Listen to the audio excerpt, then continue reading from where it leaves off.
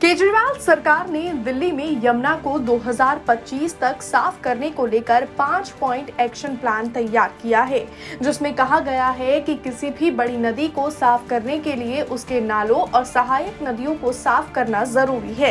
ऐसे में यमुना में गिरने वाले नालों में पानी की गुणवत्ता में सुधार के लिए कई पहल की गई है।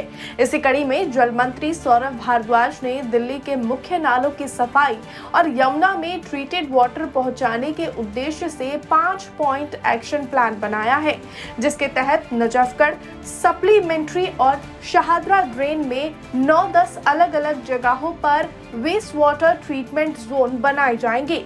इन जोन में ड्रेन की सफाई के लिए इन सीटू ट्रीटमेंट विधि के साथ साथ फ्लोटिंग बूम, पानी रोकने के लिए छोटे बांध, एरिएशन डिवाइसेस, फ्लोटिंग वेटलैंड लगाए जाएंगे। इसके अलावा वेस्ट वाटर में मौजूद फास्फेट को कम करने के लिए केमिकल डोजिंग की जाएगी।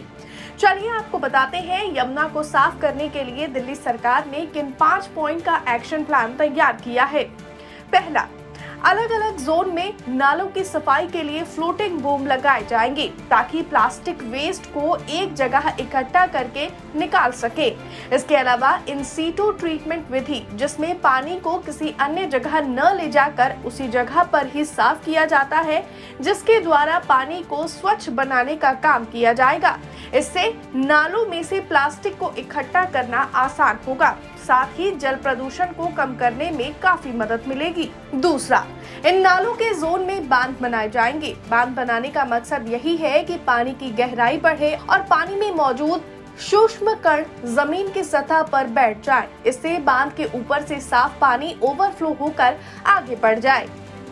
तीसरा, इसके अलावा जोन में एरिएशन डिवाइसेस लगाए जाएंगे, जिससे पानी के अंदर एरिएशन बढ़ेगी, पानी में ऑक्सीजन घुलेगा और पानी को और साफ कर देगा। इस तरह ये पानी प्राकृतिक तरीके से साफ होते हुए यमुना तक पहुंचेंगे। चौथा, अलग अलग जोन में फ्लोटिंग वेटलैंड लगाए जाएंगे, जो पानी में घुली गंदगी को सोख लेंगे।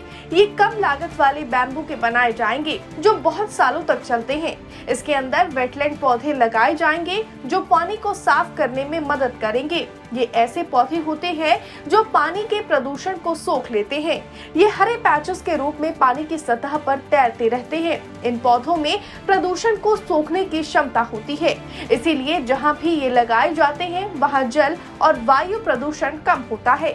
जिस तरह से बड़े पेड़ पौधे हवा में घुल प्रदूषक तत्वों को सोख लेते हैं, वैसे ही ये फ्लोटिंग वेटलैंड्स पर लगे पौधे भी पानी और हवा के प्रदूषक तत्वों को सोख लेते हैं। पांचवा, ड्रेन के जोन में केमिकल डोजिंग की जाएगी। ये वेस्ट वाटर से फास्फेट को कम करने में मदद करेगा। दरअसल फास्फेट एक मेजर पॉल्यूटेंट है, जिसकी वजह से यमुना में झाग बनता है।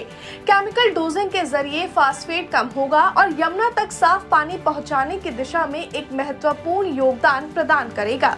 आपको बता दें, यमुना की सफाई की योजना के अंतर्गत पायलट प्रोजेक्ट के तहत जिन नालों पर बांध बनाए गए हैं, उनमें रिठाला एसटीपी, रोहिणी सेक्टर 11 के पास बने बांध, रोहिणी सेक्टर 16 और रोहिणी सेक्टर 15 में बने बांध से पिछले साल सैंपल एकत्रित किए गए थे, जिससे पता लगा था कि अस्थायी बांध निर्माण के बाद सस्पेंडेड ठोस पदार्थ में भारी कमी आई।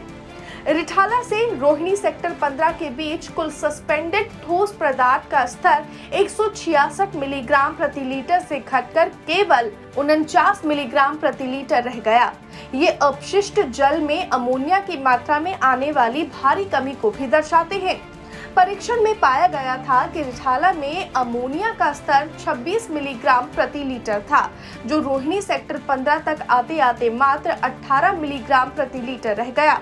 इसके साथ ही प्रत्येक बांध से गुजरने के बाद गंदे पानी में जैव रासायनिक ऑक्सीजन बीडीओ का स्तर धीरे धीरे कम होता हुआ नजर आया।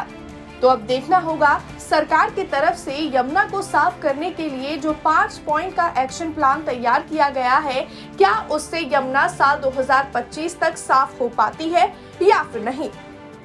ब्यूरो रिपोर्ट, दिल्ली तक।